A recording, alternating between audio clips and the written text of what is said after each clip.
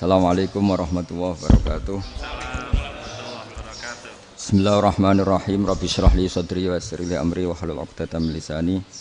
Allahumma shalli wa sallim ala sayyidina Maulana Muhammadin wa ala alihi wa sahbihi ajmain. Amma ba'du. Ini yang saya hormati pertama, pengatur saya ini Profesor Dr. Haji Maskuri. Yang cara ngomong tidak kayak profesor tapi kayak jurkam. Jadi kalau ciri utama akademisi itu kalau ngomong itu teduh, datar, runtut, sehingga memaksa orang lain itu menerima karena runtutan logika yang terbangun. Ya, kalau ini ndak, pokoknya kasar itu, pokoknya orang itu. Ini agak lazim, agak dalam dunia ilmu.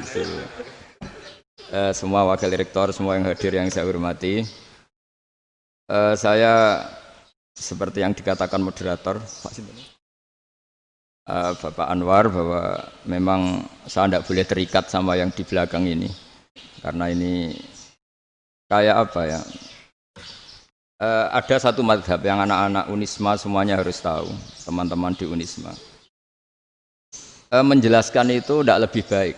Jadi karena seakan-akan belum melakukan.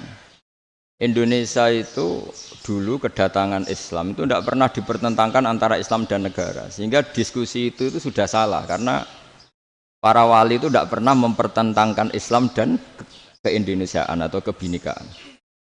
Satu, bahwa para wali itu misinya dakwah, di mana-mana dakwah itu pasti ketemu yang berbeda, mulai beda agama, beda pilihan madhab, beda tradisi, beda kultur. Jadi itu tidak perlu dipertentangkan, tapi malah itu jadi lahan dakwah. Sehingga kita-kita ini kalau diminta diskusi hubungan negara dan agama malah bingung. Memangnya kenapa? Itu seperti dulu zaman P4, saya punya kawan di Jogja, teman saya nulis tafsir Profesor Zaini, itu pernah zaman Pak Erto disuruh sosialisasi P4 di Papua. Apa hubungan Pancasila dan UUD 45? Itu orang Papua jawab, hubungannya baik-baik saja Pak. Jadi yang unik itu ketika disuruh baca Pancasila, satu Pancasila, dua ketuhanan yang Maha Esa. Akhirnya 6 kan? Kenapa Pancasila jadi 6? Yang unik itu ketika ditanya, ini saya melihat langsung di TV 7 itu, Indonesiaku itu. Ada anak-anak kecil ditanya, bendera ini milik siapa? Bendera merah putih itu. Jawabannya apa? Milik sekolahan Pak. Karena memang milik sekolah. Itu yang tanya itu kaget. Milik sekolahan Pak. Nah, tentang tema ini mohon dibaca ini langsung start ya, langsung serius karena tadi sudah kayak jurkam tadi, ini yang langsung khas ilmuwan. Ini sebagai penghormatan saya pada Unisma, ini khas keilmuan. Imam Zuhri adalah gurunya Imam Malik. Ya, saya ulang lagi ya, Imam Zuhri adalah gurunya Imam Malik. Halaman 29. Ini langsung start saya baca halaman 29. Nah, ini terutama yang para punggawa-punggawa ini. Saya baca ya. Ini teks tidak ada yang saya rubah, memang persis seperti ini. Bismillahirrahmanirrahim. Yaqulu Zuhri, ini gurunya Imam Malik. Fama futiha fil islami fathun qablahu kana a'zama minhu. Innama kanal qitalu haitsul taqon nasu. Falam makanatil hudnatu wa wadu'atil harbu wa amanan nasu ba'duhum ba'du wal taqaw fatafawadu fil hadits wal munaza'ah. Falam yaklim ahadun bil islami yaqilu syai'an illa dakhala fihi. Walaqad dakhalataini kasanaten mithlu man kana fil islam qabla dzalika wa aktsar. Terus ini ngomongnya harus santai, enggak boleh provokatif. Begini, kita tahu dalam perdamaian Hudaybiyah itu poin-poinnya itu semuanya merugikan Islam. Di antaranya adalah jika yang Islam masuk kafir harus dibiarkan karena berarti masuk ke habitat asli. Karena Nabi sebelum jadi Nabi komunitas pokok itu kafir, sehingga kalau Islam masuk kafir kembali ke habitat. Tapi kalau Islam masuk kafir, kafir masuk Islam itu harus dikembalikan karena dianggap bid'ah. Maka kalau kamu dituduh bid'ah itu tenang saja dulu, Nabi itu ya dituduh ji'ta bidinin mukhtas. kamu datang dengan agama yang baru. Cuma agak diteruskan wa kullu muhdatsatin bid'ah wa kullu bid'atin dalalah. Jadi orang-orang kafir dulu kalau ngomentari Nabi ya jita bidinin muhdas, kamu datang dengan agama yang apa? Baru. Nabi nurut. Semua perjanjian yang merugikan Islam itu Nabi nurut. Tapi Nabi hanya minta satu hal, jangan ada perang 10 tahun. Dan orang boleh seminar, boleh diskusi tentang Islam. Ya ini dengerin betul ini. Jadi saya tidak akan provokatif, ini pakai logika. Nanti bisa dipakai disertasi doktor. Tapi saya minta orang boleh diskusi, boleh seminar tentang Islam. Akhirnya saat itu juga ada orang yang masuk Islam. Di depan tulisan itu belum kering istilahnya. Datang ke situ namanya Abu Jandal bin Suhail bin Amr. Itu datang ke Nabi, ya Rasulullah saya ini mau masuk Islam. Kata orang-orang kafir, ini pertama Muhammad, kamu komitmen enggak sama perjanjian. Kalau kamu komitmen harus kamu kembalikan. Nabi bilang, ya Abu Jandal kamu kembali ke mereka, ke habitat mereka, yaitu menjadi kafir. Di komunitas kafir maksudnya. Akhirnya nangis. Umar, Sayyidina Umar itu mendekati Abu Jandal, kemudian memberi isyarat supaya ngambil pedangnya. Jadi isyaratnya wong ini baca ora wis. Maksudnya orang-orang kafir. Tapi Abu Jandal enggak mau. Singkat cerita akhirnya kembali ke komunitas kafir. Tapi yang dikatakan Imam Zuhri cara analisis. Ini enggak bisa pakai provokatif, harus pakai analisis. Innama kanal qitalu haitsul taqon nasu. Yang namanya perang itu menjadikan orang tidak berpikir jernih. Ini poin yang diambil oleh Rasulullah. Kalau dibahasakan Nabi curi kesempatan, masuk Nabi dikatakan mencuri, meskipun itu hanya bahasa ya. Enggak mungkin lah kita bahasakan seperti itu. Saya ulang lagi ya. Kenapa ada perang berkesinambungan sampai tahun ke-8 Hijriah? Mulai tahun kedua ada perang Badar sampai tahun 8 Hijriah itu perang terus. Nabi sama orang kafir perang terus. Akibatnya apa Pak Profesor? Namanya perang itu ya nggak kau bermikir. Pokoknya agar ketemu Islam perang, Islam ketemu kafir perang nggak kau bermikir. Padahal Islam itu bisa diterima oleh akal sehat, harus lewat diskusi, lewat pengamatan, lewat pemikiran, lewat pengendapan berpikir. Makanya Nabi tahu ini masalah besar. Kalau orang perang terus, itu gak kober mikir Islam, tidak sempat diskusi tentang Islam. Makanya Nabi hanya minta satu poin. Oke, perjanjian ini saya turutin semua, tapi saya minta orang kafir semuanya boleh mendiskusikan Islam, boleh seminar tentang Islam. Mereka bilang iya, pada pikiran mereka kan diskusi paling piye. Ternyata betul, ada diskusi. Terus temanya gini, kira-kira bener di Muhammad Abu Jahal. Terus Tuhan Muhammad sama Tuhan Abu Jahal itu keren mana? Diskusi. Tuhan Muhammad itu khaliqus samawati wal ardi, yang menciptakan langit bumi. Sebagaimana kampanyenya Muhammad. Ya mereka masih jangkar bilang Muhammad. Kalau Tuhan kita, ya berhala itu yang kita bikin, yang kadang rusak, yang kadang kudanan, terus lemutan, pokoknya terus diskusi. Kita kok bener pengirannya Muhammad. Terus Muhammad Abu Jahal. Mulai dhisik Muhammad itu ora tau bodoh nih. Mulai dulu Muhammad tuh gak pernah bohong. Abu Jahal, waduh, wis bodoh nih ngongkonan. Wis ribet kan? Dan semua diskusi itu mengarah ke kebenaran Islam. Wah, akhirnya ngomong kafir sing tokoh-tokoh cara Jawa yo. Wah, semane jebule masalah ini kan. Artinya gini, kalau kita ingin Indonesia damai, sebenarnya yang untung itu Islam. Karena Tuhan yang menciptakan langit dan bumi tentu gak akan diperbandingkan atau akan dikalahkan oleh Tuhan yang lahirnya saja sudah di bumi. Misalnya kita menjual Tuhan Allah, siapa itu yang menciptakan langit bumi, yang ada sebelum langit bumi? Bandingkan dengan Tuhan yang lahirnya di bumi, ada tanggal lahirnya, ada aktenya, itu kan sudah ribet kan? Begitu juga kalau memperbandingkan tokoh. Muhammad itu siapa? Tokoh yang bisa menyatukan pan-Arabik, tokoh yang begini-begini, yang sayang istri, sayang keluarga. Dibandingkan dengan tokoh Abu Jahal, Abu Lahab yang corong jauh penggaweannya yang ngerugikan orang lain.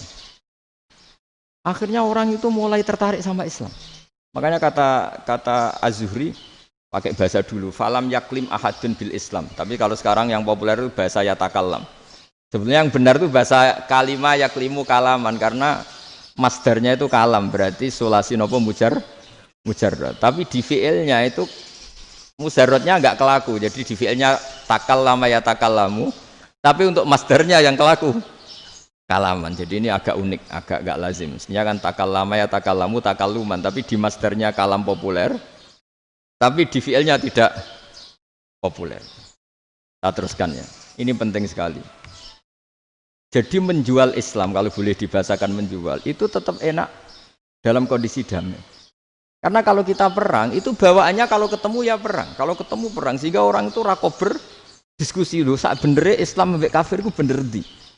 Karena tidak kober diskusi, tidak sempat diskusi, orang yang milih yang kafir. Karena yang mayoritas yang kuat. Sementara Islam zaman itu lemah. Dan Nabi itu yang diminta hudnah, yang penting kita damai.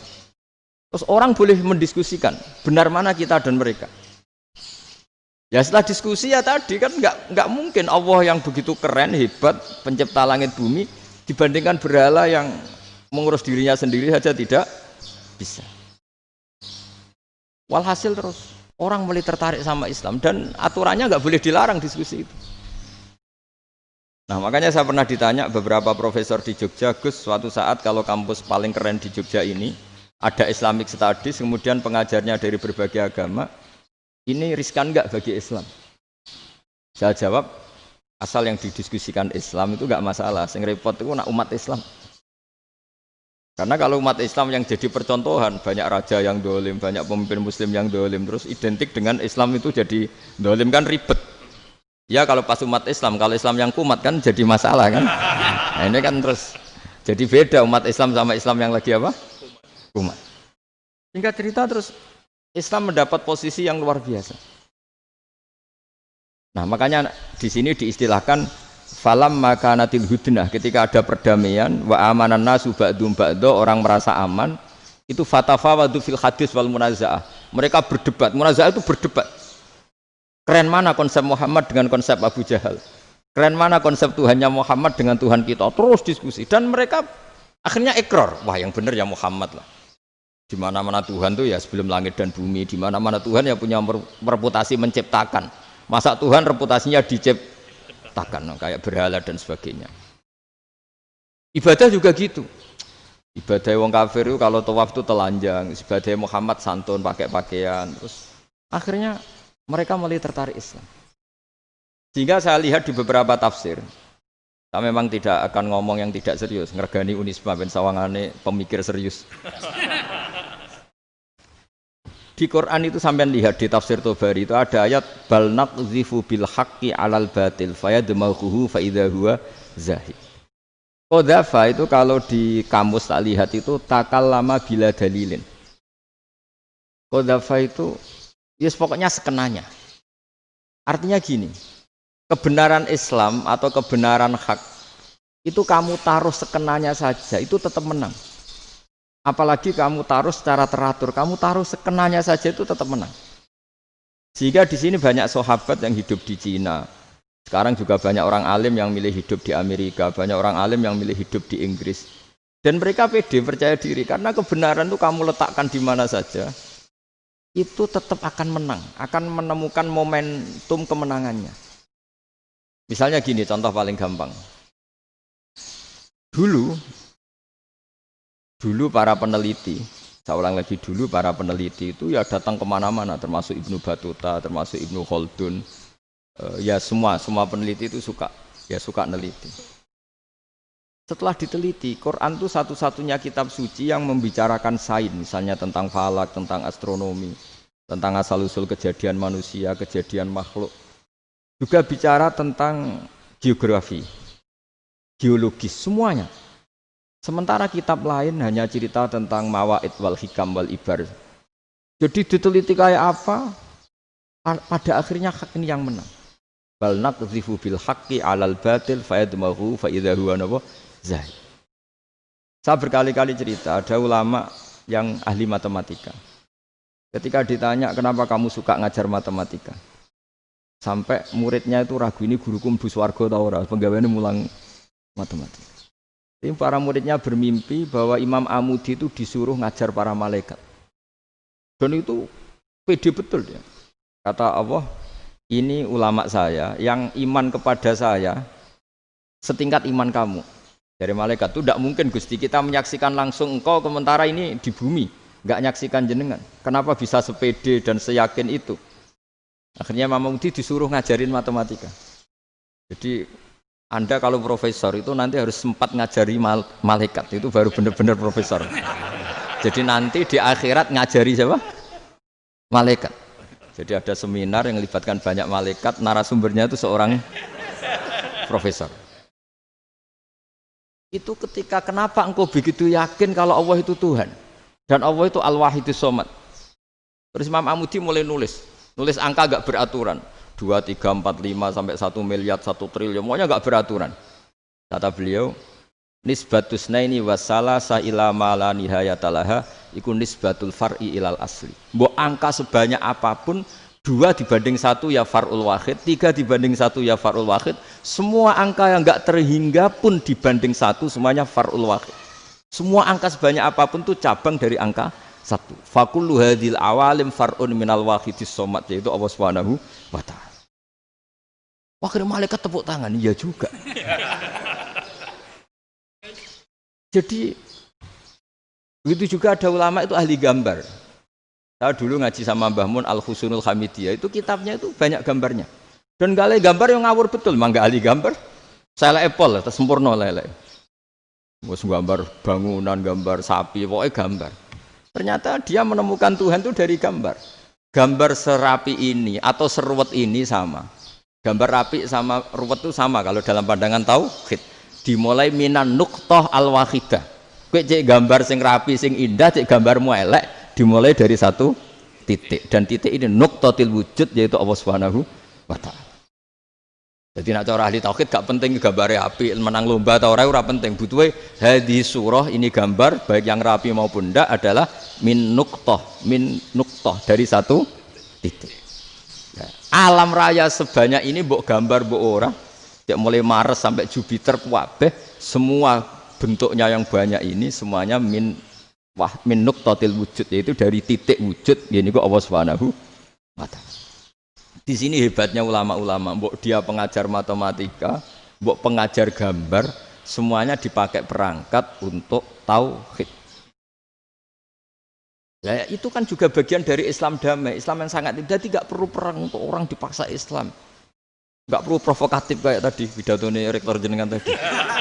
Jadi ciri utama ilmuwan tuh kalau ngomong datar tapi logikanya nggak terbantahkan, itu ciri khas ilmuwan. Kalau ciri khas politikus kalau ngomong itu keras, provokatif lah kira-kira gitu. Tapi isinya biasa. Nah saya berharap nanti semua profesor doktor itu datar tapi isinya kualitasnya bagus ini. Mentes. Jadi makanya terus kata ulama, kenapa diistilahkan balnat zifu bil haqqi? Kenapa pakai qadzafa sementara qadzafa maknanya takallama bila dalil? Maksudnya bila dalil di sini itu min ghairi ikhtiyajin ila dalilin. Kebenaran itu memang enggak butuh dalil. Apa kita perlu dalilnya apa? Buktinya apa? Kalau 3 itu cabang dari 1. Wong gendeng yang takok gitu pas orang gendeng. Wong 3 cabang dari 1 kok ditanyakan buktinya apa? Itu min awalil bidahah. Pertama orang pasti tahu kalau 3 itu far'ul wahid. 1 juta juga far'ul wahid. 1 miliar juga far'ul. Gambar yang sebanyak apapun ya dimulai dari 1 titik. Cek gambar benar maupun yang tidak. Akhirnya apa? Ulama dulu itu sebegitu rileks nerangkan tauhid. Lalu kenapa asma ini yang ya ini kan khas NU ya, khas pesantren. Sebenarnya saya keberatan pakai istilah khas NU, pakai khas pesantren karena NU itu anaknya pesantren, jangan dibalik pesantren anaknya NU karena sebelum ada NU itu ada pesantren. Tapi kayaknya Unisma lebih suka pakai bahasa NU dan saya ya agak orderan yang terpaksa disuruh ngomong. Ini agak apa ya, agak kacau sebetulnya ini agak kacau. Jadi NU itu sama pesantren itu tua pesantren. Jadi NU dilahirkan pesantren, bukan dibalik pesantren dilahirkan NU. Sehingga barokahnya didirikan pesantren ini Kadang nyuwun sewu sekali Mbah Hasyim itu kadang ide besar beliau itu ora dituruti wong NU. Jadi Mbah Hasyim cara kula kok dadi Mbah Hasyim ya mangkel. Mbah Hasyim itu ngarangno kentong. Nggih ngaramno beduk, tapi wong NU nganggo kentong. Beduk. Dan uniknya Mbah Hasyim enggak tersinggung. Karena ciri khas pesantren itu membolehkan perbedaan apa? Pendapat. Itu masyhur khilafnya Mbah Hasyim sama Mbah Fakih Mas Kumambang itu sampai dikitabkan. Saling ngeritik, saling macam-macam lah. Jadi cara berpikir Mbah Hasyim ketika Nabi rembukan, ini gimana ya cara menentukan waktu sholat ya? Ya pakai kentong ya Rasulullah, dzakalin nasara itu untuk orang Nasrani. Ya pakai buk itu trompet, dzakalil Yahud itu untuk orang Yahudi. Ada yang usul lagi pakai api ya Rasulullah, dzakalil Majusi itu orang Majusi. Nah, itu ada orang datang lari-lari cerita mimpi azan tadi. Ya itu terus dipakai sarana pemanggilan sholat ya azan itu. Sehingga Mbah Hasyim menolak kentong. Karena mantas sababi qaumin fahuwa minhu. Beliau keras sekali sampai bilang haram. Beliau judulnya ya haram. Al-Jasus Antakhrimin Nakus. Setelah naskah itu sampai ke Mbah Fakih Mas Kumambang di Gresik situ, di daerah Dukun situ. Dulu nggak ada WA ya, jadi sampainya ya lama. Makanya saya sampai sekarang tidak punya WA karena ya saya ulama kan, kalau WA-an terus ya jadi ulama. Nggak jadi ulama main WA-an terus itu. Nah itu termasuk rektor gak kau bermikir itu mesti kebanyakan WA. Karena kan otaknya didikte oleh sesuatu yang masuk. Sesuatu yang dilihat itu kan pasti mendikte kita.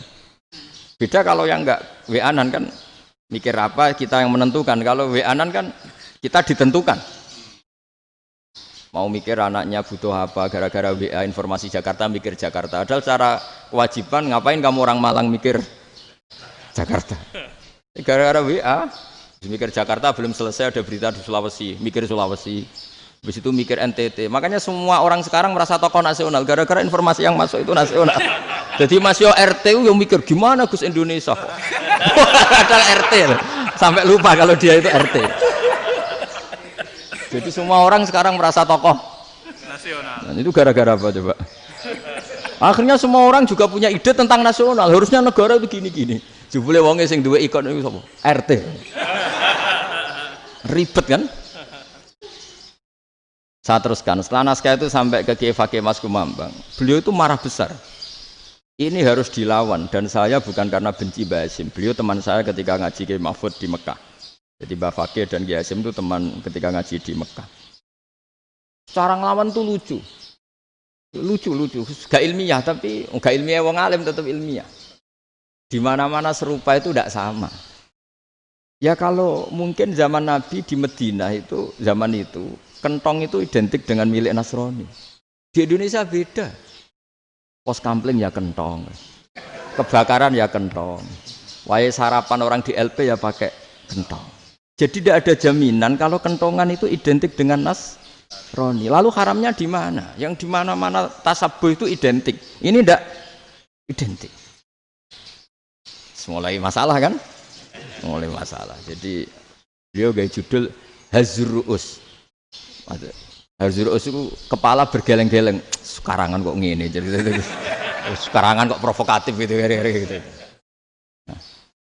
Dan itu Mbah Hasyim ya hormat Mbah Fakih hormat Mbah Hasyim. Saya sendiri secara pribadi itu lebih suka pendapat Mbah Hasyim sebetulnya. Karena bagi saya sholat itu sakral, ya sudahlah kalau sakral ya dipanggil dengan sesuatu yang sakral yaitu kalimat thayyibah azan. Tapi saya tidak akan bilang kalau kentongan itu haram. Karena kalau haram alasannya mirip orang Nasrani, sementara pos kampling ya pakai kentong, ada banjir ya kentong, ada kebakaran ya kentong. Jadi tidak identik untuk misa atau untuk sholat ala Nasrani. Tapi itu dulu ya rileks saja, dua beliau itu ya saling menghormati, padahal saling kritik. Dan dulu ulama yang beda madhab itu ya saling menghormati. Imam Syafi'i itu kalau sholat di kawasan Masjid Abi Hanifah ya tidak kunut. Ketika ditanya kenapa kamu tidak kunut, sementara engkau berpendapat kunut itu sunat. Ikroman di hadal madhab, saya sangat menghormati madhab. Imam Ahmad bin Hanbal itu berpendapat kalau orang pakai bekam, pakai iftisot atau hijamah itu batal sholatnya. Sementara Imam Syafi'i mengatakan tidak batal apa sholatnya atau wudunya tidak batal. Tapi Imam Ahmad itu ditanya, apa kamu makmum Syafi'i? Bagaimana mungkin saya tidak makmum sama wali kutub seperti Imam Syafi'i? Padahal menurut keyakinan Imam Ahmad ini sholatnya batal. Ini habis ikhtijam udah wudu. Tapi tetap saja beliau. Karena perbedaan pendapat di furu' itu lazim. Ya orang boleh berdebat lah. Ketika Unisma datangkan saya, itu saking senengnya kiai, apa saking sombongnya sampai ngatur kiai, kan nggak pernah bisa diperdebatkan. Itu kan orang boleh debat kan. Itu saking angkuhnya apa saking senengnya kan nggak jelas kan. Kan dan orang boleh setuju pendapat saya, yaitu ngatur kiai itu haram. Setuju juga Pak Rektor, ekspresi mahabbah itu ya macam-macam. Dulu sahabat ya gitu, sahabat itu ada yang nggak kenal wajahnya Nabi sama sekali sampai akhir hayatnya. Ketika ditanya, lo kamu itu sahabat kok nggak tahu wajahnya Nabi? Saya nggak pernah ditanya, lo kamu itu sahabat kok nggak tahu wajahnya Nabi? Saya nggak pernah berani memandang Nabi karena ijlalan Nabi, terlalu menghormati saya sehingga nggak berani memandang wajahnya. Ada sahabat yang penggawaannya dulu wajah Nabi sampai bisa nyifati alfiu faminunil hajib sampai bisa nyifati detail karena dulu wajah Nabi itu ibadah. Ada seorang wali ditanya, kalau kamu di surga ingin nggak melihat Allah? Enggak. Loh, tapi semua orang ingin melihat Allah. Unazzihu dzalikal jamal an-nadhari misli. Ben gak elek-elek Allah tak delok terima aku. Wong ra jelas. Berarti kok delok pangeran. Banyak. Jadi justru tapi karena saking takzimnya. Enggak lah, mosok aku kok. Makanya saya berkali-kali cerita. Menurut kesepakatan ulama, soft awal itu paling baik. Tapi banyak juga wali yang kalau sholat itu di belakang. Koyok paling bener yang kok ngarep gitu. Bayangkan misalnya kamu semangat di soft awal di Masjid Haram, jebule sholatnya salah. Itu dari malaikat gayane kok ngarep, jebule ra roh. Itu kan di sini-sini wong. Jebule bodoh gitu. Gayane kok ngarep jebule. Coba orang kalau sowan Mbah Mun yang berani di depan itu kan ya ketuanya atau jubirnya kan. Yang merasa ndak pati pinter-pinter kan mesti di pojokan. Artinya sudut pandang seperti itu ya sah saja, apa? Sah saja. Makanya banyak sahabat yang jarang sowan Nabi, alasannya takut ganggu Nabi. Banyak yang sering sowan Nabi, alasannya seneng Nabi. Yang sowan ya seneng Nabi, yang enggak sowan alasannya seneng. Lu Nabi itu tokoh, punya keluarga, punya anak. Kalau saya sering sowan berarti sering ganggu. Yang sering sowan dia alasan ini khazanah kita harus istifadah. Jadi zaman dulu dia biasa dua sahabat, yang satu milih mahabbah itu milih sering sowan, yang satu juga mahabbah milih tidak sering. Karena pertanyaannya bisa dibalik kan, sering sowan apa sering ganggu coba. Nabi Abedar, assalamualaikum. Nabi nimang cucunya, assalamualaikum. Ayo bener yang sowan apa bener yang enggak kalau seperti itu. Akhirnya terus diatur sedemikian rupa oleh Quran. Walau annahum sabaru hatta takhruja ilaihim lakana khairal lahum. Jadi sahabat kalau mau sowan Nabi ya nunggu di Sufah. Kalau Nabi keluar berarti milik publik. Sekali masuk ke dalam tidak ada sahabat yang berani sowan. La tadkhulu buyutan Nabi illa ayyudzana lakum. Kalau soal sampai masuk dalam harus nunggu dipanggil. Karena sekali Nabi masuk dalam itu milik privat keluarga, milik istrinya, milik cucunya, milik keluarganya. Jadi Nabi sekali keluar ke ruang itu berarti milik publik. Itu terus jalan tengah. Karena kalau langsung masuk, bayangkan saya itu sering menyaksikan. Mbah Mun habis ngaji 2,5 jam ngaji Jalalain. Baru masuk, assalamualaikum. Padahal yai mungkin mau ke kamar mandi, mau ini itu. Jadi dulu itu Quran sangat modern. Sebelum ada dokter ngatur tamu, rektor ngatur tamu itu Islam sudah modern. Dia kan nggak fair kan? Misalnya saya ke Unisma harus janjian pakai ini. Terus kalau misalnya kesini selonang-selonang kan lucu kan, mentang-mentang kiai terus juga sowan-sowanan selonang-selonang. Padahal kalau kita mau ke mereka pakai protokol. Sering tidak fair dunia ini, tapi karena aku kiai ra oleh gelo ya sudah. Akhirnya saya memutuskan gak gampang kemana-mana karena itu. Saya sering didatangi ajudannya menteri, Gus mau ada tamu dari Jakarta tanggal ini, mesti saya bilang, mereka milih tanggal yang mereka kosong. Kok tidak mikir apa pas itu kosong? Tak jawab enggak lah, sebelum diatur bahasanya dan tawaduknya. Gitu. Akhirnya dibalik, datang lagi. Gus jam jenengan kosong apa kita menyesuaikan. Lah aku lagi di akhlak kata saya. Itu baru punya akhlak kata saya. Bukan masalah ini, bukan masalah gengsi ya. Saya sendiri itu dolan ke alumni itu jarang, karena ya takut. Kiai kan yang nganggur, jam 9 nganggur, jam 10 nganggur. Bisa saja alumni itu kerja di pabrik, bisa saja yang latihan ekonomi di pasar. Jika kalau saya datang jam 9, iki kiai sing nilai santri ini, apa kiai sing ganggu santri. Nah karena orang ini melakukan rutin, gak kok berpikir, pokoknya ngono jenenge silaturahim. Mau nyerah kok berpikir, padahal kalau diangen-angen, ini kiai yang nilai santri ini, apa kiai yang ganggu santri ini karena datang di jam kerja. Nah, bayangkan kalau kebenaran dulu itu dikawal oleh satu peradaban perang. Dari Nabi sesuai diangen-angen Nabi. Perang Badar menang Nabi, perang Uhud menang wong kafir, perang ini gonta-ganti. Apapun itu yang penting satu kesimpulannya, cara Rasulullah kesimpulannya satu. Orang tidak kober mikir kebenaran secara mengendapkan pikiran dengan pikiran jernih. Maka hebatnya Nabi ketika perjanjian, pokoknya saya minta nggak ada perang. Dan orang boleh mendiskusikan Islam. Itu luar biasa idenya Nabi. Karena bawaan perang itu orang kan nggak kok bermikir. Ibarat seorang misalnya senang satu perempuan, ketemu rivalnya langsung perang kan nggak mikir. Tapi kalau kau bermikir, dia ngenangen cawe wedok itu rasa seneng aku. Untungnya apa untuk uang ayu rasa seneng, malah mau loro hati. Terus sudahlah buruan dialihkan kemana kan gitu. Itu nak mau amen WA-an tukaran lewat SMS atau tarung langsung ora kok bermikir. Tapi kalau kau bermikir, akhirnya berpikir nih.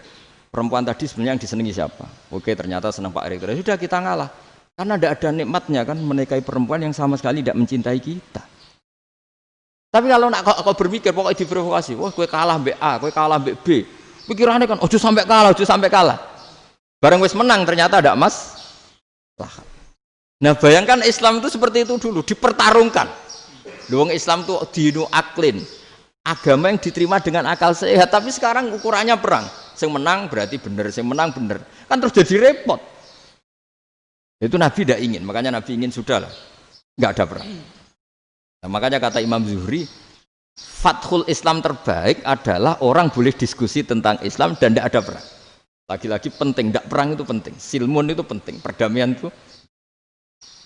Setelah tidak ada perang, akhirnya fatafawadu fil hadis wal munaza'ah, orang boleh diskusi apa saja, termasuk boleh adu polemik. Konsep satu Tuhan dan Tuhan banyak diperdebatkan. Akhirnya Nabi secara rileks bisa menjelaskan. Muhammad, urusan kita banyak. Kalau Tuhannya satu tidak cukup, Tuhan harus banyak untuk menyelesaikan berbagai urusan. Ada Tuhan bagi rektorat, bagi ya, macam-macam kan. Ada Tuhan untuk ngurusi utang, ngurusi BPKB, macam-macam. Terus kata Rasulullah, enak saja Nabi jawabnya. Ya kalau kamu punya majikan banyak, perintahnya beda-beda, kamu mangkel enggak, bingung enggak? Ya susah mat, kalau majikannya banyak, perintahnya beda-beda, kita jadi repot. Senang mana? Senang majikan satu. Ya sudah, Tuhanmu itu majikan kamu. Kalau Tuhannya banyak, perintahnya macam-macam, kamu yang repot. Akhirnya ya sudah mat, Tuhannya satu aja. Ya, itu ya barokahnya diskusi tadi, barokahnya enggak perang. Daraballahu mathalan rajulan fihi syuraka'u mutasyakisuna wa rajulan salamal lirajul hal yastawiyani masalah. Terus alhamdulillah. Jadi orang yang paling kafir pun saat itu taslim. Nah, ini kembali ke kalimat la ilaha illallah. Saya tidak perlu provokatif, pasti teori saya itu benar. Bukan saya bilang benar itu karena sombong, enggak. Ini sesuai teks. Misalnya begini, benar enggak kelompok takfiri yang suka ngafirkan orang lain? Itu pasti tidak benar. Logikanya gampang.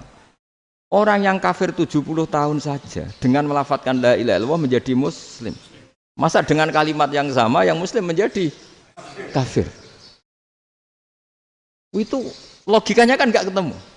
Orang kafir 70 tahun untuk menjadi muslim disuruh baca apa? La ilaha illallah. Tapi gara-gara baca la ilaha illallah nyekel patok jadi kafir. Pertanyaannya, loh ini kalimat apa? Kalimat untuk mengkafirkan apa kalimat untuk mengislamkan? Karena yang kafir dengan kalimat itu menjadi Islam, ternyata yang Islam dengan kalimat itu menjadi kafir. Itu ketemu enggak cara logika itu kan enggak ketemu kan? Makanya cara pikirannya Abul Hasan Asyadzili, dan saya setuju pikiran itu. Istighfar ini boleh orang Jawa Timur protes karena kadang beda manhaj, tapi jangan protes saya, protes Abul Hasan Asyadzili kualat mesti sampean. Ketua Torekoh napa? Sadziliyah. Cara madzhab Sadzili dan Anda boleh berbeda madzhab, mencari khasnya wong kampus sing wani beda. Beda kapasitas lah pokoknya butuhnya beda. Dan ketok pinter, ketok kritis tuh. Cara madzhab Abdul Hasan Asadili itu gini Pak Rektor. Jadi istighfar itu baik. Tapi ba'da kamali tauhid, setelah tauhidnya itu benar.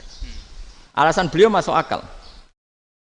Ketika ada ayat fa'alam annahu la ilaha illallah wastaghfir li dzambik. Bihadil kalimah. Jadi orang boleh istighfar itu setelah tauhidnya benar. Alasannya Abdul Hasan Asadili begini. Qul lil ladzina kafaru iyantahu yughfar lahum ma qad salaf. Katakan kepada mereka yang kafir, sekali mereka tidak kafir, maka otomatis dosanya masa lalu diampuni. Pertanyaannya, yang bisa menghentikan kekafiran itu kalimat apa? La ilaha illallah. Dengan hanya melafadzkan la ilaha illallah Muhammadur Rasulullah langsung yughfar lahum ma qad salaf, langsung dosanya diampuni. Berarti yang menjadi pengampun dosa lah, penyebab pengampunan itu apa?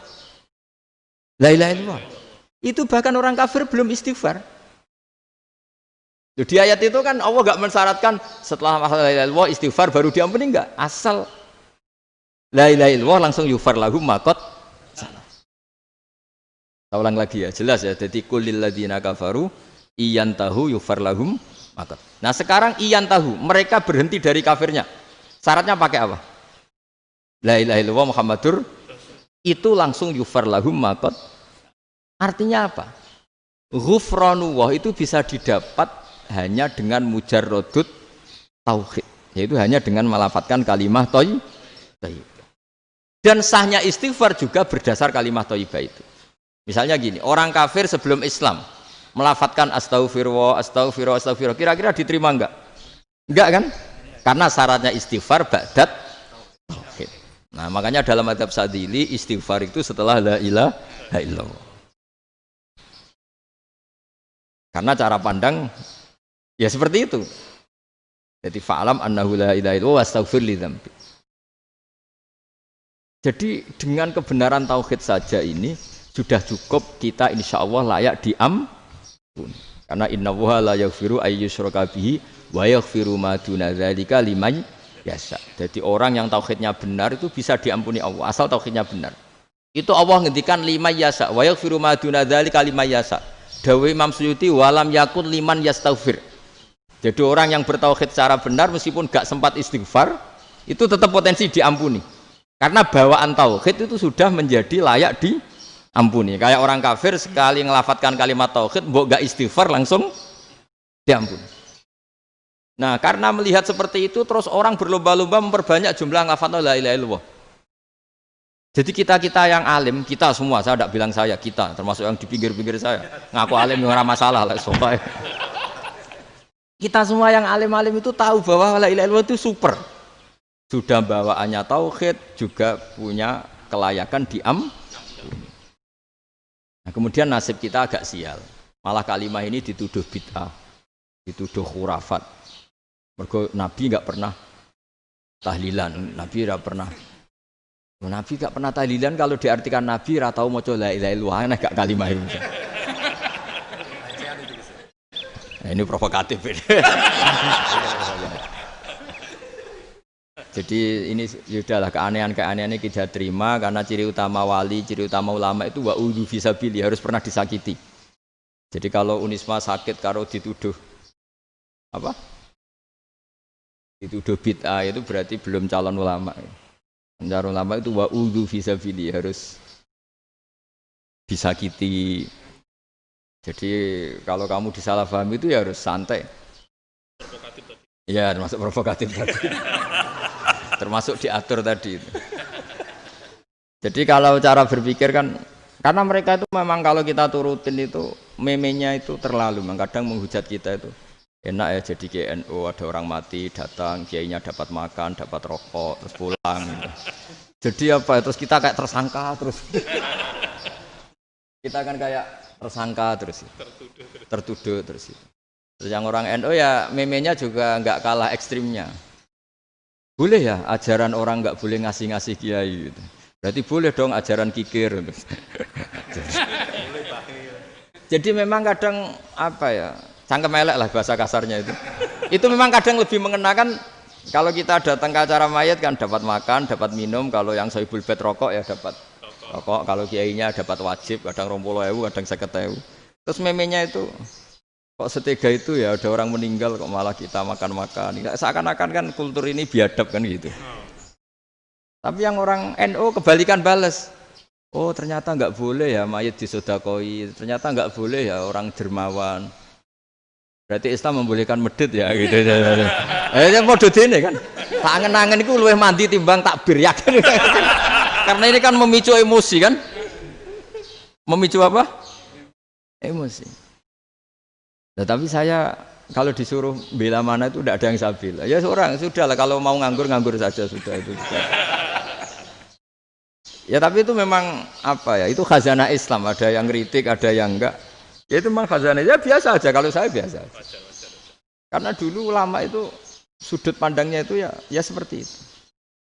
Ada yang ulama suka ibadah itu sholat, ada yang milih apa tidur. Sampai Imam Ghazali bilang suatu saat ibadah terbaik di zaman akhir itu tidur. Sholat saja kalah sama tidur kan. Tapi itu loh ya, yang wajib tetap loh, terus kamu gak sholat wajib. Begini beliau mencontohkan itu.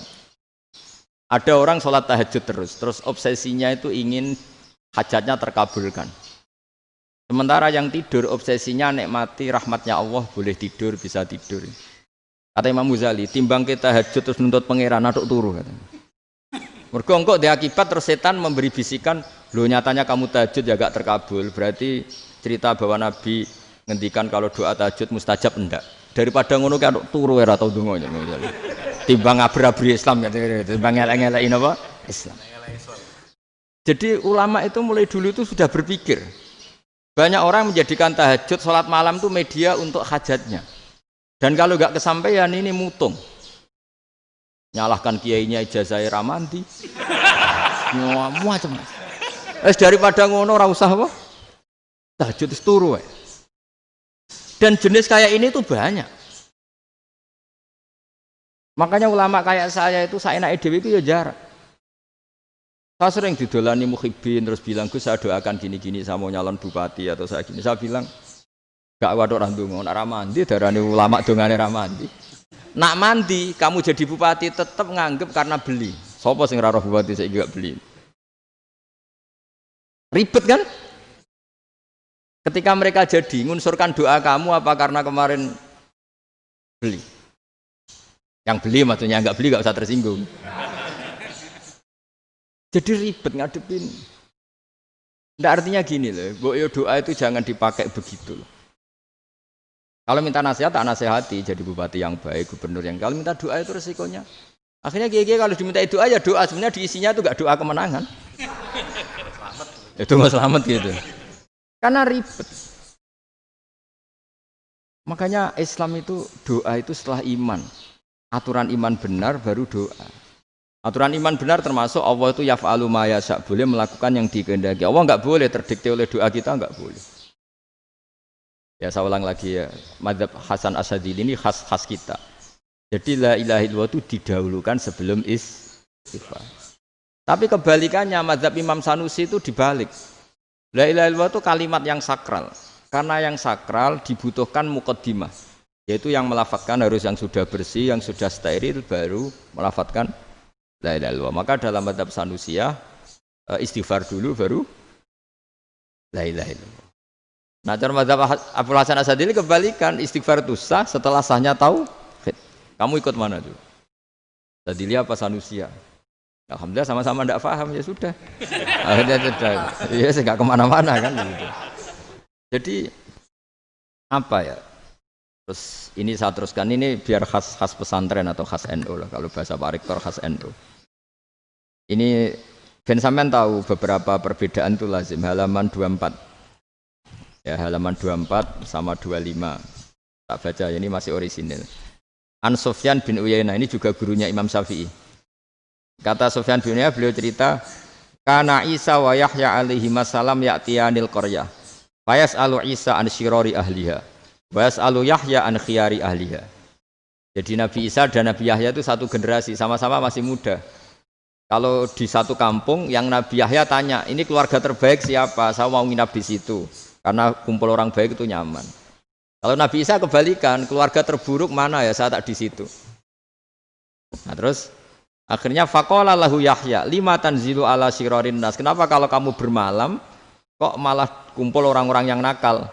Innama ana tabibun udawil mardo. Saya ini nabi, para dokter. Di mana-mana dokter yang ngumpuli yang sakit, ngobati yang sakit. Makanya di NU itu ya banyak Kiai Jazab mengumpuli yang nakal-nakal. Nak tepak yang ngentas yang nakal, nak ora tepak ya katut. Ini adu nyali lah sudah gitu. Tapi itu ada ilmunya, yaitu niru Nabi siapa? Isa. Kalau kamu dokter penelitian tuh cari daerah yang banyak pandemi apa yang bersih? Yang banyak pandemi, karena yang namanya penelitian ya di situ kan. Kalau kamu dakwah ngentas kemiskinan, ke daerah miskin apa daerah kaya? Nah, sama kalau ngentas kefasikan, ke daerah fasik apa daerah orang soleh? Fasik. Ya, tapi itu Nabi Isa. Nah, kalau kamu tidak Nabi kan potensinya kan itu. Tapi setidaknya bahwa kita sering disalahkan karena punya beberapa tokoh yang ngancani fasik-fasik, itu sebenarnya ada dalilnya, yaitu Nabi siapa? Isa. Nah, terus masalah tegas dan lunak. Ketika ada mahasiswa misalnya pacaran, boncengan lanang dan perempuan, itu pilihan kita apa? Kalau tegas, terus gak mau mendengar kita. Misalnya gini, contoh gampang, tak beri contoh Pak D, jangan orang tua, nanti secara fikih itu beda. Nah, ini kan kita orang pesantren, nah, biasa ngaji fikih detail. Kamu Pak D seorang perempuan, mahasiswi misalnya, sering pacaran.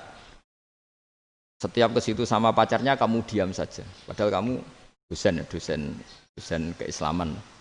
Mesti pamanaan kamu nyimpulkan, ternyata pacaran itu tidak apa-apa. Buktinya Pak D itu tidak negur, menengahi.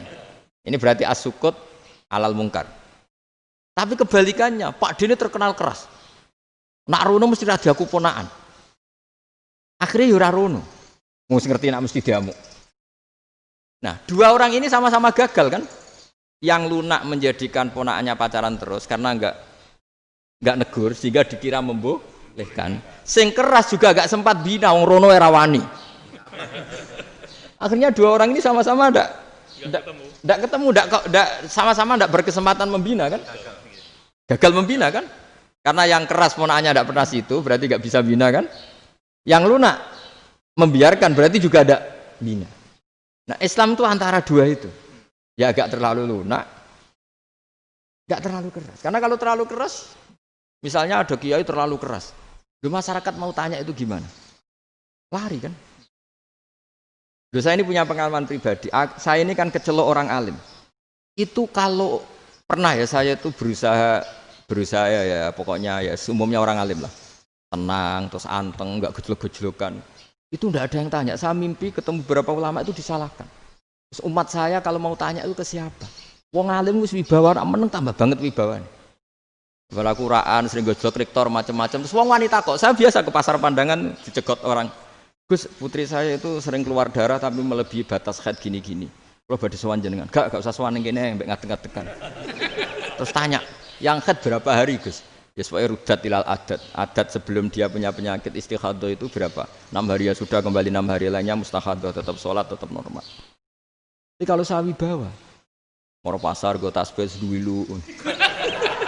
Iku mesti wong salaman njaluk donga yakin.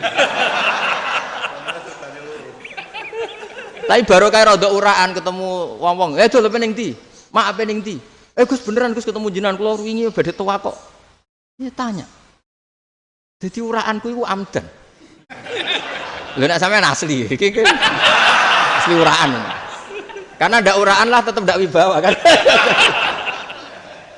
Jadi baru kayak uraan itu ya banyak. Saya itu kalau ngantor di Jogja itu banyak orang yang tanya. Ya biasa tuh tanya macam-macam. Karena saya uraan. Ke pasar ya orang, bahkan di bis sering ketemu orang, wah beneran Gus kalau badhe sowan jenengan badhe tanya ini. Ya sudah di sini aja. Jadi semua itu diilmoni. Nah, Nabi itu punya sisi yang dua-duanya jalan. Memang beliau luar biasa, dipilih Allah yang luar biasa. Nabi ketika wibawa itu banyak sahabat yang bahkan mengenali wajahnya aja tidak bisa.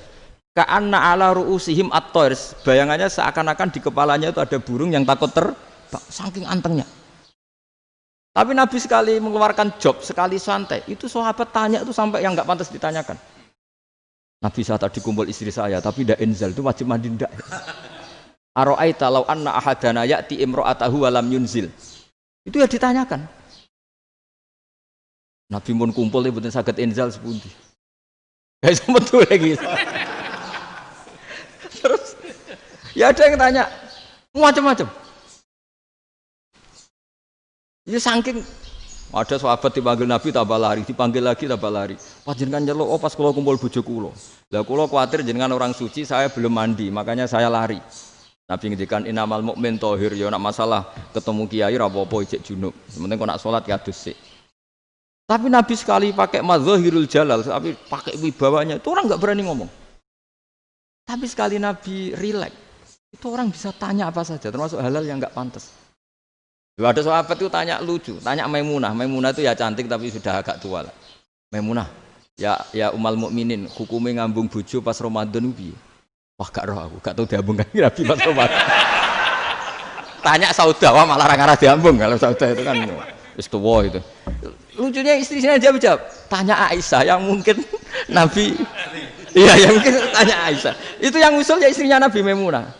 Selalu Aisyah, tanya Mbak Aisyah. Ya Amirul ya umal mukminin gini-gini. Wah Aisyah yang cantik masih perawan kan. Qabbalani Rasulullah bahwa oh Nabi biasa ngambung-ngambung pas Ramadan dan beliau tetap puasa. Akhirnya fakih ngarang kan wa takbil fi Ramadan wa tublah la tubtilu shauma ngambung ora. Iku ya udah biasa di sini. Ya nasi bojone ayu. Ndak ini artinya seasik itu. Jadi garwane Nabi sing ngrasa rodok tuwa. Wah, aku ora tahu. Tak Aisyah. Serilek itu dulu itu. Maksudnya orang-orang Islam pertentangan itu. Maksudnya ini ya balik semua ini bedanya orang pesantren sama orang kampus. Kalau orang kampus mau cerita agama itu rahmatan lil alamin, tapi nyontokno rileke ora iso. Agama itu rilek, tapi nyontokno rileke ora iso. Mergo ya rapati ngaji. Contohnya ora iso, dadi mau gawe kaidah mau Islam itu rahmatan. Jadi Nabi itu lah, Allah juga gitu. Allah itu kalau sudah memperlihatkan madzahirul jalal itu mbok malaikat Jibril rawani ketika Allah dengan madzahirul jalal. Tapi kalau Allah dengan madzahirul jamal, madzahirul apa? Jamal. Iku ya gojol-gojol kan ambek makhluke gojol. Ya buli-bulian cara sakniki. Ya sampean delok ning hadis syafaat itu, akhiru man dakhalal jannah atau akhiru man kharaja minan nar itu di beberapa judul. Ada seorang rojul yang ahli neraka ya, dintas mbek pangeran terus ditudono swarga. Gusti swarga, ngiler tok ora wong wayu, roh wis ngiler tok. Ngerjaluk Gusti mosok roh tok ora oleh mlebu. Jarimu asal mlebu metu kon neraka ora jaluk-jaluk meneh. Sumpah lho ya, gak jaluk apa-apa meneh. Mboten Gusti. Sekali saya keluar dari neraka ndak akan minta apa-apa lagi.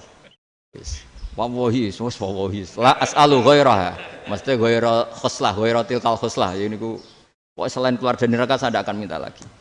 Itu ana swarga wong do kelon seru wibet kan. Sing bojone elek kan dendam dadi ning swarga iku. Swarga iku wis macam-macam. Gusti mosok roh tok ora oleh mlebu. Jarine janji ra njaluk meneh. Akhire ya wis didelokno neraka. Jadi pangeran jawabe gampang didelokno neraka. Roh neraka begitu menyakitkan, begitu ngeri. Sudah Gusti saya ndak minta surga. Sementing enggak masuk neraka. Rabbana srif anna adzab jahannam. Setelah lama itu diadepno swarga njuk mlebu swarga. Terus diadepno neraka. Akhirnya ya sudah saiki mlebu swarga gak apa-apa. Iku jawabe lucu. Atas tazi jenengan ngenyek kula. Engkarwan ra di swarga kok mlebu swarga. Terus akhirnya mlebu swarga. Kan mlebu swarga tamanna, sangen-angen sing mbok jaluk apa?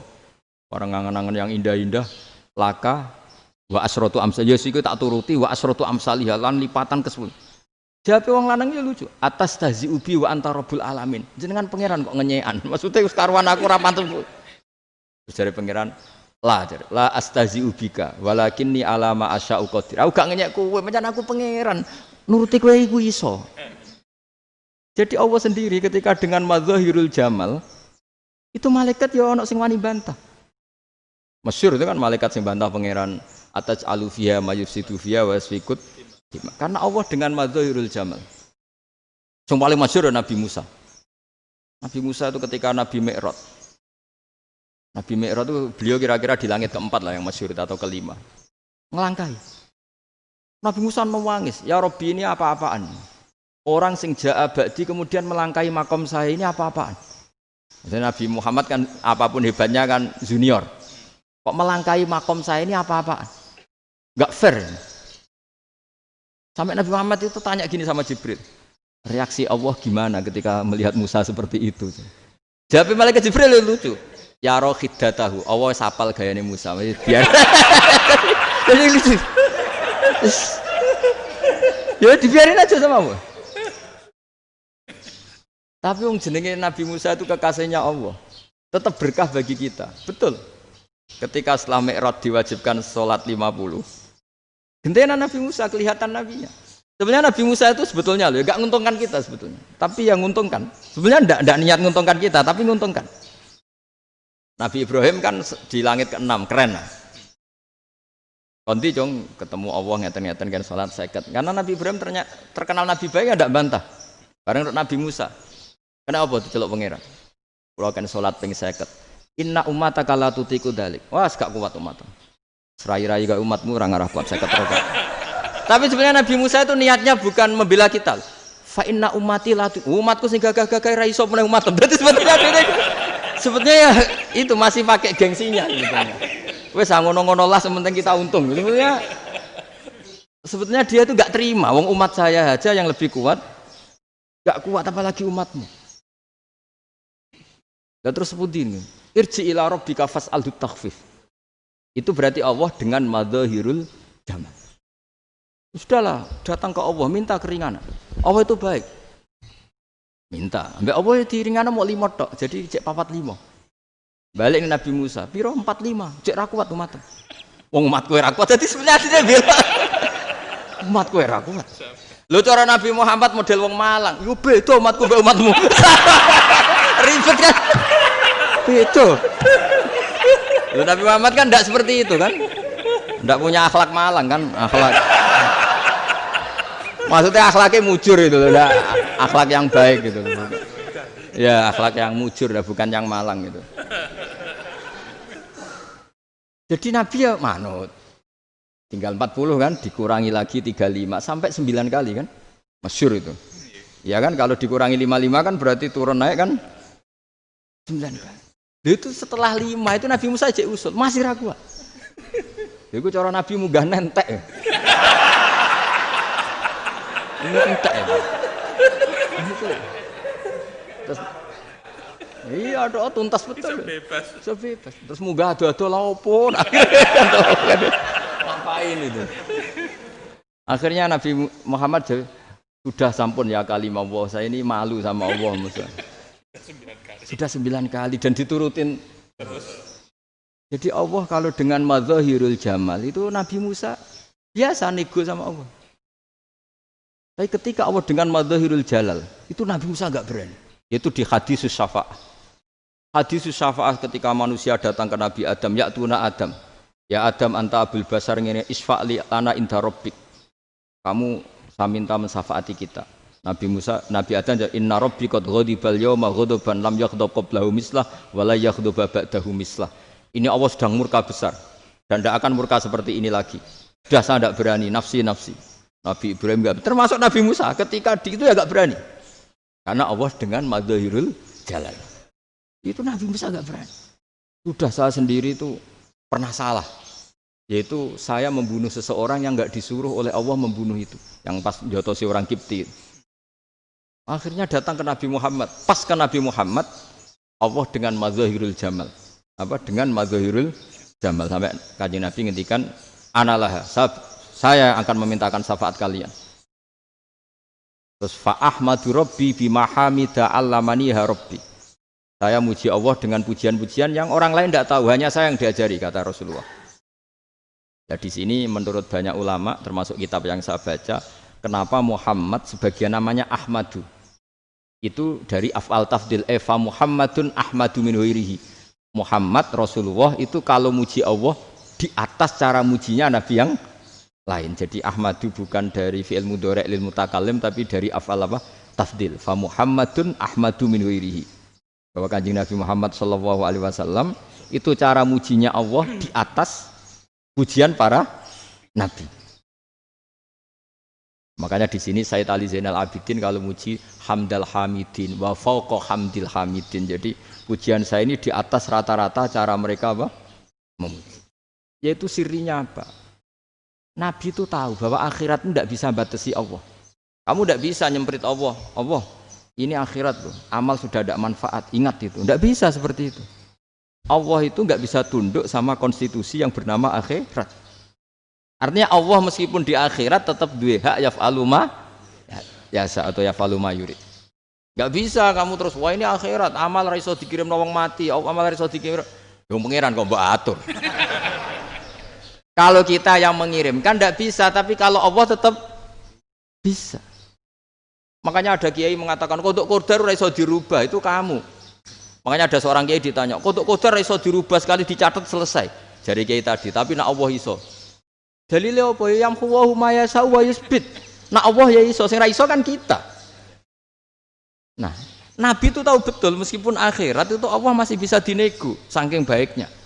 Akhirnya Nabi sujud, masyhur itu terus, ya Muhammad irfa' ra'sak wasal tuqa wasatu safa. Semat sirahmu angkat. Kowe yo apa tak turuti. Semenjak itu Nabi minta apa? Syafa. Artinya apa? Ketika Nabi lain berpikir bahwa akhirat ini membatasi amal karena sudah Nabi tahu betul kalau Allah tetap Allah yang enggak terbatas kekuasaannya, enggak terbatas rahmatnya juga saat di akhir. Makanya disebut fa Muhammadun Ahmadu min ghairihi. Makanya wa mubasysyiran bi rasuli ya'ti mim ba'di ismuhu Ahmad. Jadi makanya terus banyak GNU sing macam-macam lah. Ono sing potongane wedi terus hati-hati. Niku berarti makome Madzahirul Jalal. Ono sing amen guyon nek makome Madzahirul Jamal. Ono sing ra jelas ngene iki, sing ra jelas. Nak guyu buanter kok nak nangis kok buanter. Jebule urusan utang. Lah ini sudah yang udah. Jadi makanya yang rileks saja. Sebenarnya agama ini santai, rileks karena agama ini harus bifarohin wasururin. Enggak boleh agama ini dibawa dengan kekerasan, dengan antisosial. Karena agama ini harus kul bi fadlillah bi rahmati fa bidzalika falyafrahu, harus senang, harus rileks. Makanya saya jadi kiai itu senang takutnya gini. Sekali saya tidak senang jadi presiden buruk. Ternyata ada wong alim ra enak, itu contohnya.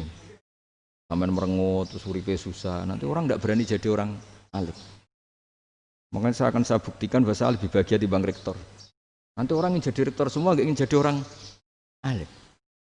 Saya pernah ketemu sekian rektor di Jogja tanya, Gus, kenapa jenengan bela-belain pesantren sampai segitu? Kan keren kampus NU, sekarang ada Unisma, ada NU Jogja, ada NU Jepara gini. Tak bilangin gini, sampai rektornya itu istighfar. Saya bilangin gini, ini sekaligus tak kasih tahu ini rektor Unisma ini. Tak bilangin gini, andai kan tidak ada kiai kayak saya itu Islam bisa tutup. Kok bisa Gus? Misalnya ada perempuan haid faqal adat. Itu kalau untuk tahu hukumnya haid daftar dulu ke Unisma. Daftar dulu kan? Setelah daftar nunggu pelajaran haid. Baru tahu haid setelah 3 tahun dari masalahnya. Gitu. Tapi baru kayak kiai ketemu saya di jalan, Gus anak kula nu haid ngeten-ngeten mboten normal hukumnya piye? Oh hukumnya ngene dibalekno ning adat. Ora usah registrasi, ora usah daftar. Jadi ya harus ada istighfarnya lah. Unisma juga harus istighfar, semuanya harus istighfar. Karena ada sisi yang nggak mewakili kebutuhan Islam. Tapi saya sebagai kiai juga istighfar. Karena fakta hukum mengatakan yang boleh jadi KUA yang jabat, yang boleh kemenak yang punya gelar. Dan ini yang mengawal Islam secara undang-undang karena mereka yang bikin. Nah, karena kiai tidak punya gelar tidak bisa jabat di situ. Saya juga istighfar. Jadi tidak sampai entok yang istighfar. Karena yang kebutuhan ini terwakili yang punya gelar. Tapi yang punya gelar juga harus istighfar tadi. Mosok kepen roh hukum haid dengan ini kuliah se. Ngentek itu aja nanti nunggu guru yang pas mata pelajaran itu. Terus kapan dekne salate wong jawabannya belum ketemu. Tapi baru kayak saya kan ketemu di jalan tanya. Terus saya sering ketemu. Gus saya ini bapak angkat. Mau nikahkan putri saya, itu gimana itu kalau cerita wali sebenarnya anak saya sok, kalau nggak cerita nggak sah karena saya bapak angkat. Itu banyak.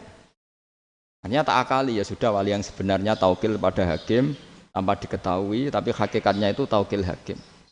Itu kan tidak gampang. Tapi kalau tanyanya di kampus, registrasi dulu, daftar dulu, baru tahun berapa ada pelajaran itu. Semester 5 baru tanya. Iya kan? Semester 5 ya? Iya. Oh, itu kan. Jadi jangan kira terus sistem Unisma itu yang terbaik di dunia, enggak juga kan? Enggak juga. Dan sistem-sistem yang lain maksudnya enggak. Tapi sistem kiai lho, Mbah Mun juga sering pesen saya, kowe kudu seneng pegawai negeri. Piye-piye sing jaga agama pegawai negeri. Kemarin pas acara 7 harinya Gus Roba sama matur itu di depan para kiai. Setelah saya jadi kiai ya itu nyata.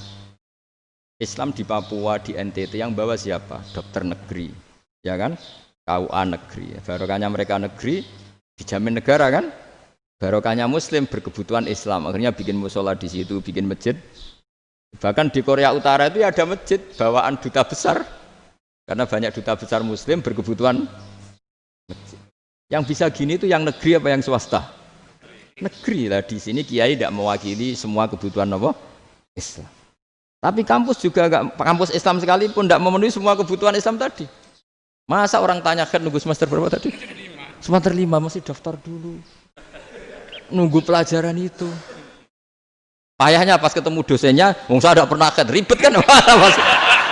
Pas dosennya cowok gitu. Jadi sudahlah, makanya ini, iya makanya ini kan bentuk kearifan. Jenengan ngakui fungsi kiai kayak saya itu bentuk kearifan. Saya juga ngakui jenengan ini butuh kearifan. Saya sering didolani KUA itu rata-rata ya didikan kiai. Kompilasi hukum Islam itu banyak ya, janda cantik. Contohnya harus cantik, kalau jelek nggak mungkin terjadi kan. Ada janda cantik kebetulan suka kawin tapi takut zina. Kalau lagi suka kawin tapi takut, itu seringnya gitu Pak Rektor. Jadi dia kawin bosen bilang ke KUA, Pak saya sekarang mau nikah sama ini. Loh, tapi kamu mau punya suami ya, tapi kan gak tercatat Pak. Itu KUA-nya rata-rata itu gak berani meskipun gak tercatat, karena secara fikih meskipun gak tercatat tetap dia seorang perempuan yang bersuami, maka gak boleh nikah sama orang lain. Jadi coba kalau nyuwun sewu KUA hanya ngikuti hukum formal, yang penting di catatannya gak punya suami, ya dinikahkan saja kan. Tapi mereka enggak, karena didikan kiai enggak berani. Artinya gini, kalau hanya pro hukum catatan sipil, maka ini dinikahkan bisa, karena enggak tercatat. Tapi secara hukum santri, enggak bisa dong menikahkan perempuan sing dadi zaujin yang punya. Jadi ini barokahnya kerjasama yang baik. Jadi di masyarakat itu tertanam didikan kiai, enggak boleh nikahkan perempuan yang suami, tapi di KUA ngikuti hukum formal. Dan di Indonesia itu KUA itu rata-rata konsultasinya ya sama kiai, sehingga ya nggak berani akhirnya, meskipun ya udah mlebu rokok Pak gak iso. Dan itu banyak. Orang lagi ya, makanya ini kan pesantren itu nggak boleh mati. Orang kiai-kiai kayak saya nggak jelas-jelas itu harus lebih jelas lagi. Karena ini yang on time, yang online, yang siapa saja bisa tanya. Saya itu SMS saya itu nggak punya HP WA. HP jadul itu SMS-nya tiap hari entah berapa, orang yang tanya dari Kalimantan, dari Aceh. Gus di kampung saya ada masjid 2 itu yang Samana, ada yang dari orang perkotaan, Gus di perumahan baru ada masjid, yang Jumatan baru orang 12, sah enggak? Ya langsung saya jawab, sah. Dalilnya ini. Ya sudah, nah, tapi kata Imam Syafi'i gini harus orang 40, itu madzhab Syafi'i, dalam madzhab yang lain gini-gini. Itu kalau tanya rektor itu kan ribet. Masuk ajudan dulu, asisten dulu, panjang.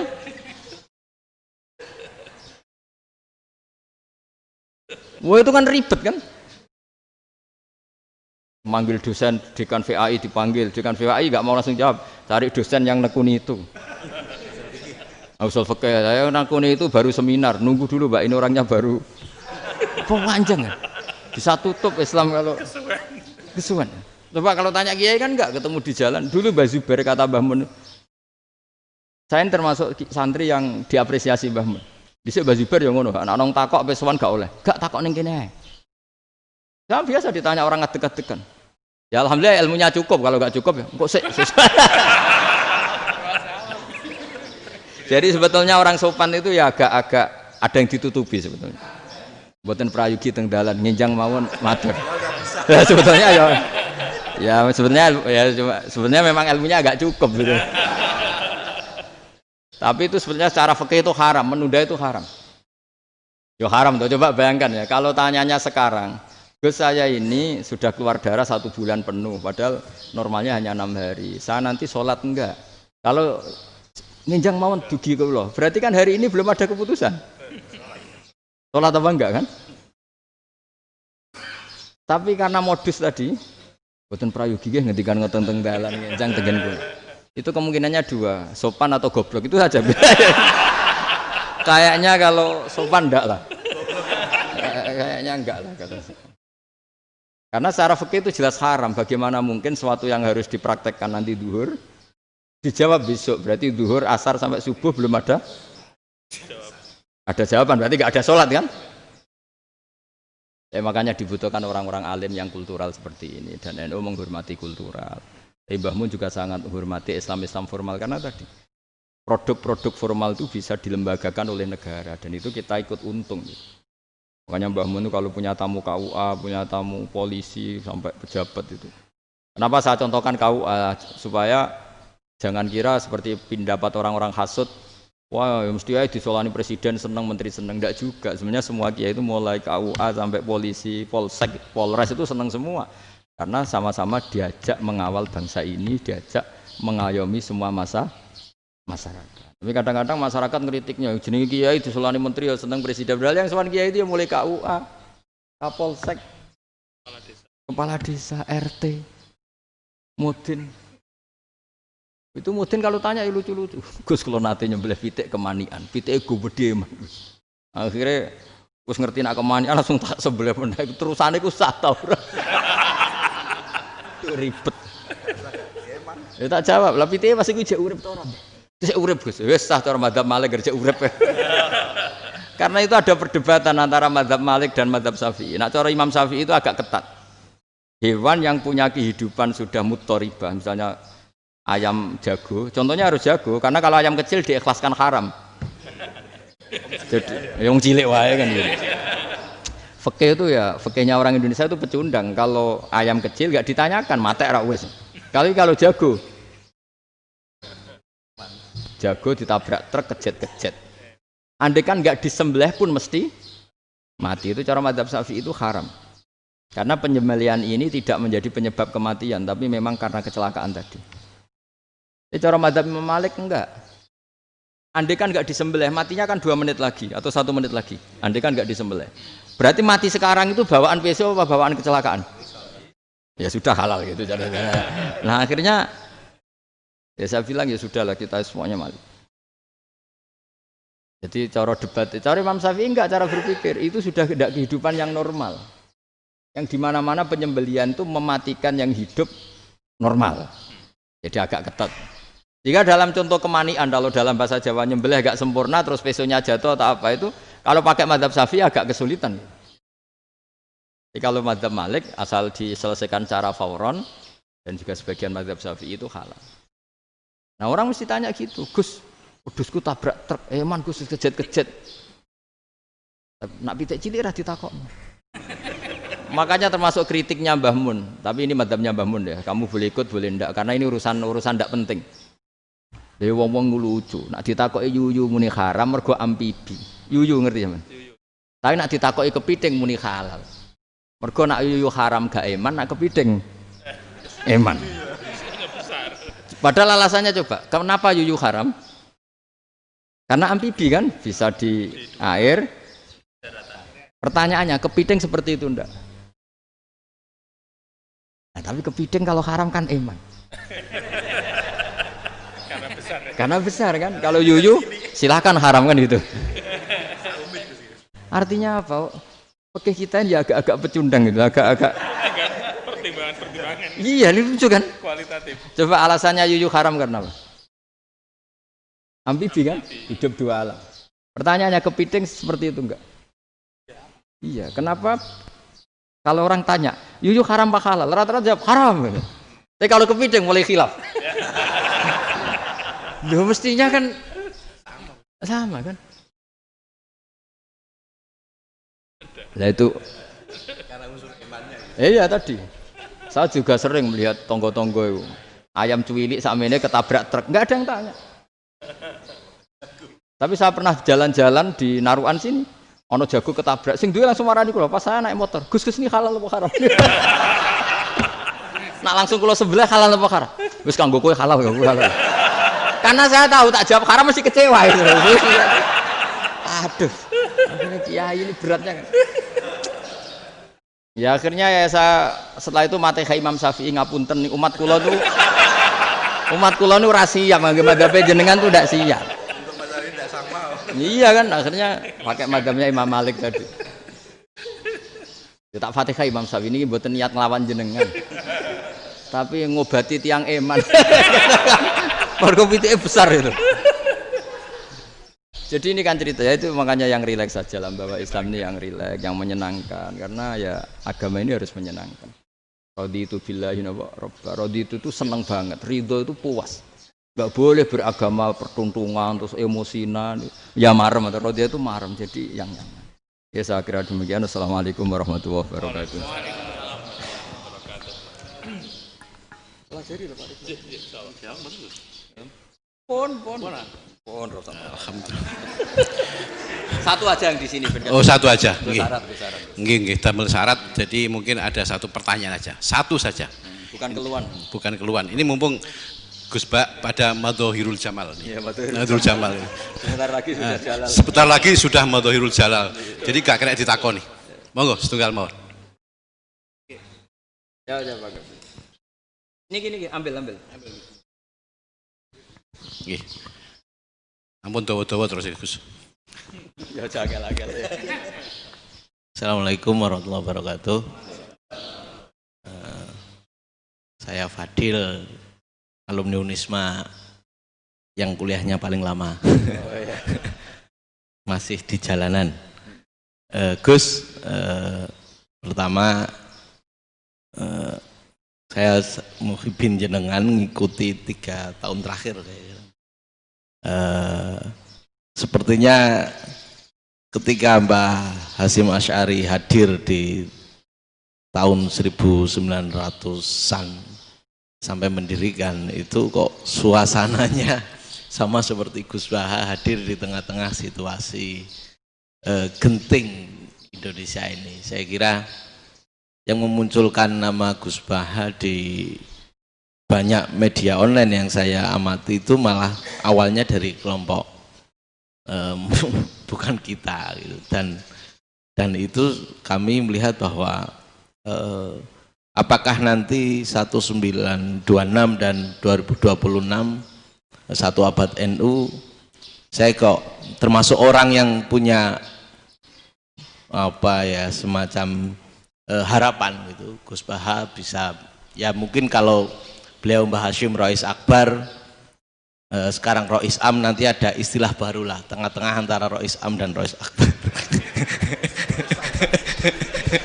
Karena setiap satu abad harus ada mujadid dan kami berharap Enggak, kamu aja tak angkat. itu yang pertama, artinya mohon maaf Gus. Yang kedua soal saya termasuk orang yang cukup iskal dengan peristiwa Nabi, kalau banyak disebutkan itu kisah Nabi Khidir Khodir yang dari 3 cerita itu hanya satu cerita yang saya masih agak bingung soal di situ anak kecil itu pakai kalimat, kalau di Al-Quran itu pakai qatala, jadi pakai anak kecil itu dibunuh seperti itu. Jadi ada istilah yang apakah memang saat itu ada syariat yang membolehkan atau memang ada sesuatu yang secara dari Allah Subhanahu wa taala memang itu dibolehkan untuk Nabi Khidir. Jadi di antara semua cerita itu saya yang agak iskal yang itu. Kalau yang kisah soal membocorkan itu mungkin masih bisa masuk ya, tetapi apakah sudah ada ilmu psikologi yang sangat tinggi sehingga kalau ada anak-anak yang idiot itu atau apapun istilahnya yang sekarang itu boleh dilakukan tindakan begitu itu. Nah ini saya lebih provokatif dari Pak Rektor biasanya. Artinya Mohon maaf karena pemahaman saya ada dua pendekatan ilmu yang masuk, satu seperti Nabi Musa, yang satunya seperti Nabi Khidir. Mudah-mudahan ada sedikit penjelasan. Siap Gus, terima kasih. Dan yang terakhir mudah-mudahan karena Indonesia situasi terakhir saya kira kita ketahui lagi pandemi seperti ini Gus, jadi saya juga ingin pendapat Gus Baha, apakah ini situasi pandemi corona itu Allah sedang madhohirul jamal atau madhohirul jalal? Terima kasih. Assalamualaikum warahmatullahi wabarakatuh. Assalamualaikum warahmatullahi wabarakatuh. Monggo langsung mawon Gus. Ini provokatif ini kayak. Loh di situ aja kamu tanya kok terus mirip. Siapa Fadil ya? Dari peternakan ya? Tapi mau ngomong tafsir itu. Mulai kacau peternakan ngomong tafsir ini mulai kan. Nah ini ada yang hafal Quran ngaco, paling enggak setengah hafal. Enggak yang dari Unisma. Enggak begini, ayat itu kan ditutup wama fa'altuhu an amri, ya saya maknani wama fa'altu lan orang nglakoni ingsun hu ing kabeh sing kasebut an amri mergo kepinginanku ingsun. Jadi saya melakukan itu semua bukan karep saya sendiri. Jadi Khadir sendiri itu kamu untung enggak nekuni tafsir. Kalau nekuni tafsir yang kamu soal bukan Nabi Khidir, karena Nabi Khidir itu hanya satu orang. Yang kamu soal harusnya Israel. Wah itu ndak rektor, ndak kiai besar, ndak siapa saja dihabisin itu. Kenapa Israel ndak kamu tegur? Gimana hukumnya qatlul mukmin? Kenapa Israel ndak kamu masukkan ayat wa may yaqtul mu'minam muta'ammidan fajazauhu jahannamu khalidan fi. Ingat ya Israel. Iya kan? Nah, Israel melakukan pembunuhan itu, kadang yang dipateni nyuwun sewu orang soleh betul. Tapi wae kabundut ya. Itu Israel juga tidak atas pilihannya, tapi karena perintah. Nah, Khadir itu bukan nabi syariat, kira-kira mirip kayak Israel. Karena beliau bukan nabi syariat.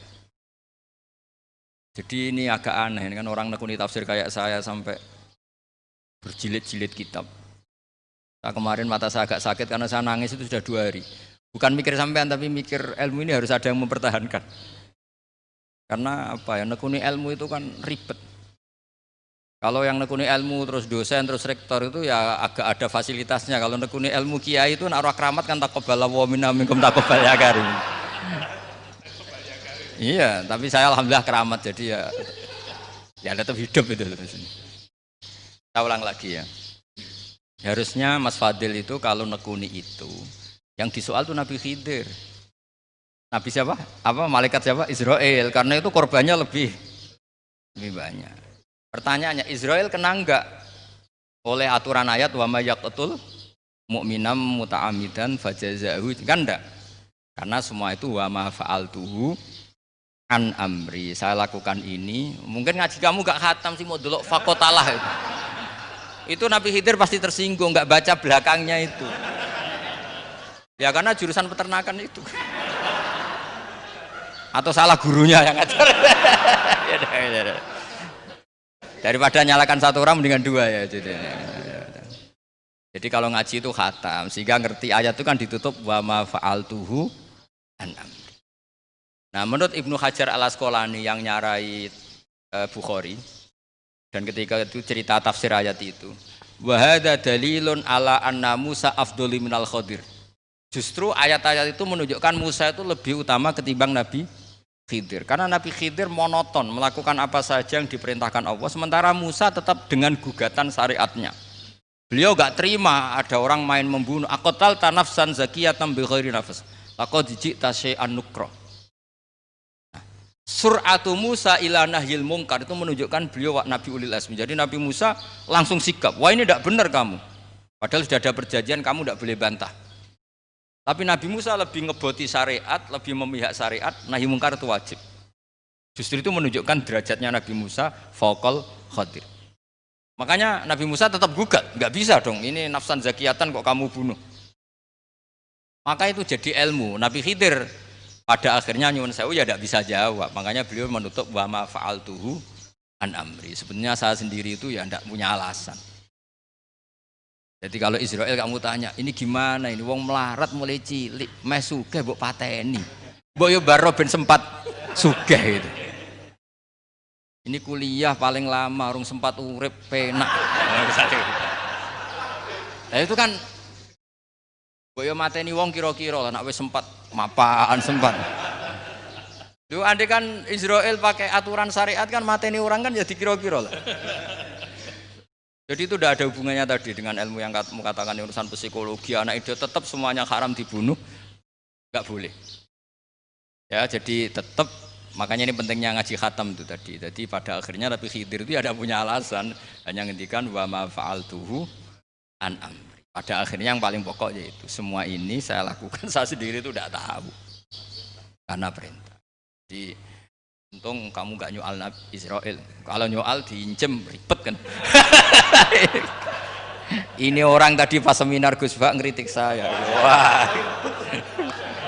Jadi itu pinter kamu. Yang kamu soal Nabi Khidir. Jadi enggak itu. Ya kalau nyoal Israel resiko tinggi, resiko tinggi.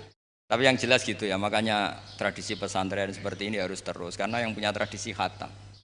Itu kalau ngaji kitab tidak khatam itu tersiksa karena tadi kadang-kadang yang depan-depan itu tidak jawabannya di belakang ya, tadi wa ma fa'altuhu an amri.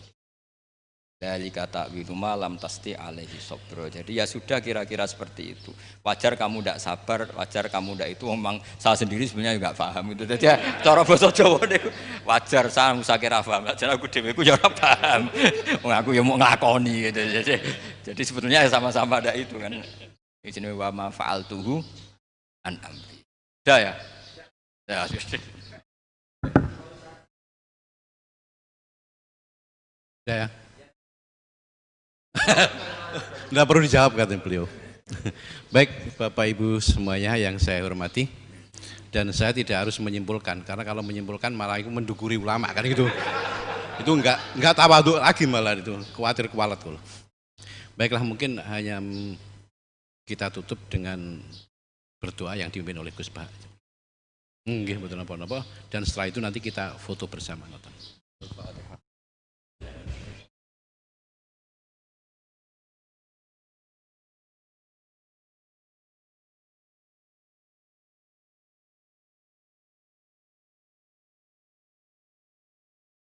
Ahmaduka ya ghafur ya Allahumma shalli wa sallim ala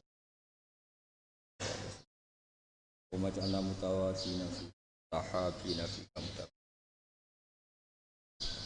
waj'alna ya Allah mimma yaj'aluka samadana wa maqsud fardo anna ya Allah lakal hamdu ya radita lakal hamdu fa'tarida lakal hamdu hatta tarda la nufsi thanana alika anta kama atita ala nafsi Allahumma ya ilahana bi jari basirina Muhammad sallallahu alaihi wasallam ij'alna ya wa min khiyari ummati ij'alna mimman yuqimu hadzal din wa mimman yahtumuhu wa yansuruhu waj'al ya Allah himmatana fi hadithar ila kalimatikal ulya fi ummika fatim assalamah wal afiyah fid dunya wal akhirah rabbana atina fid dunya hasanah fil akhirati hasanah wa qina adzabannar sallallahu alaihi wa sallam Muhammad sallallahu alaihi wa sallam